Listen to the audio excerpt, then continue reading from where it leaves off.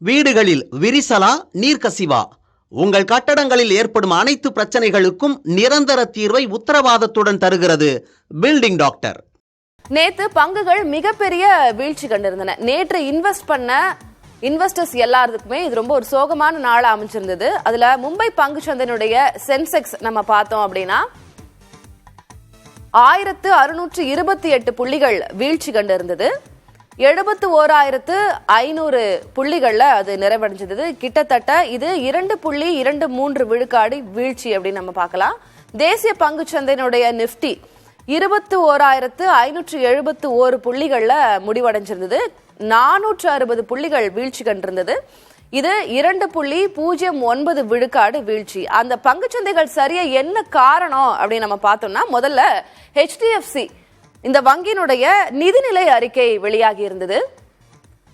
Q3 அதாவது third குவார்டரினுடைய அது மூன்றாம் காலாண்டினுடைய அந்த நிதிநிலை அறிக்கை வெளியாகி இருந்தது. ரொம்ப சர்ப்ரைசிங்கா கடந்த முறை கிட்டத்தட்ட 34 விழுக்காடு அவங்க லாபத்தை உயர்ச்சியை சந்திச்சிருந்தாங்க. ஆனா இந்த முறை 6 விழுக்காட்டுக்கும் மேல அதனுடைய சரிவு இருந்ததுனால கிட்டத்தட்ட HDFC நம்ம என்ன சொல்லுவோம்னா 4வது பெரிய வங்கி இது இந்தியாவினுடைய மிகப்பெரிய வங்கிகள்ல இது 2வது இடத்துல இருக்கு. அந்த வகையில இந்த நிதி நிறுவன பங்குகள் சரிஞ்சதுனால மிகப்பெரிய தாக்கத்தை இது பங்குகள்ல ஏற்படுத்தியிருக்கு அப்படின்றது மாதிரி நம்ம பார்க்கலாம். வங்கிகளினுடைய நிதி நிறுவன பங்குகள் எல்லாமே கடும் சரிவை சந்திச்சிருந்ததுனால முதலீட்டாளர்கள் பெரிய ஏமாற்றம் அடைஞ்சிருந்தாங்க. HDFC, Kotak Mahindra, axis, ICICI வங்கிகளும் வீழ்ச்சியை கண்டிருந்தது.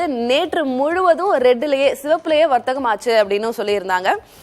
HDFC-னுடைய பங்குகள் இந்த சரிவுக்கு மத்தியில முதலீட்டாளர்கள் பெரிய இழப்பையும் சந்திக்க நேர்ந்தது. அமெரிக்க மைய வங்கி கடன் வட்டி விகிதத்தை குறைக்காது அப்படின்ற தகவல் இருக்கு. இதனால அதாவது ஃபெட் ஏன் குறைக்க மாட்டாங்கன்னா அவங்க குறைப்பாங்க அப்படின்னு எதிர்பார்க்கப்பட்டுச்சு. இப்ப HDFC-னுடைய Q3 வெளியாகி அது ஒரு சரிவை சந்திச்சிருக்கிறதுனால மிகப்பெரிய மோசமான ஒரு டிசாஸ்டருக்கு போயிருக்கிறதுனால அமெரிக்க மைய வங்கி அவங்களுடைய கடன் வட்டி விகிதத்தை குறைக்காது அப்படின்றதான் எதிர்பார்ப்பா இருக்கு. இப்ப முதலீட்டாளர்கள் என்ன பண்ணுவாங்க, இன்வெஸ்டர்ஸ் என்ன பண்ணுவாங்க அப்படின்னு பார்த்தோம் அப்படின்னாக்கா அவங்க லாபத்தை பதிவு செஞ்சு ஜஸ்ட் எப்படி போகுது, இந்த பங்குச்சந்தையினுடைய சூழல் எப்படி இருக்கு, போக்கு எப்படி இருக்கு அப்படிங்கறத கவனிப்பாங்க.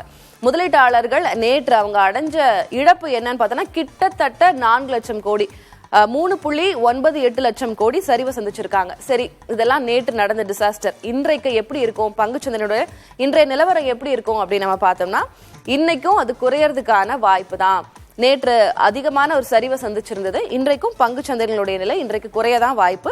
முதலீட்டாளர்கள் என்ன பண்ணுவாங்க, இன்வெஸ்டர்ஸ் என்ன பண்ணுவாங்கன்னா இன்னைக்கும் லாபத்தை பதிவு செஞ்சுட்டு அதனுடைய போக்கு எப்படி இருக்கு அப்படின்றத கவனிப்பாங்க. மேக்சிமம் இதுதான் இன்னைக்கு பங்கு சந்தையினுடைய நிலவரம் எப்படி இருக்குன்ற எக்ஸ்பெக்டேஷன் இதுதான். வீடுகளில் விரிசலா நீர்க்கசிவா? உங்கள் கட்டடங்களில் ஏற்படும் அனைத்து பிரச்சனைகளுக்கும் நிரந்தர தீர்வை உத்தரவாதத்துடன் தருகிறது பில்டிங் டாக்டர்.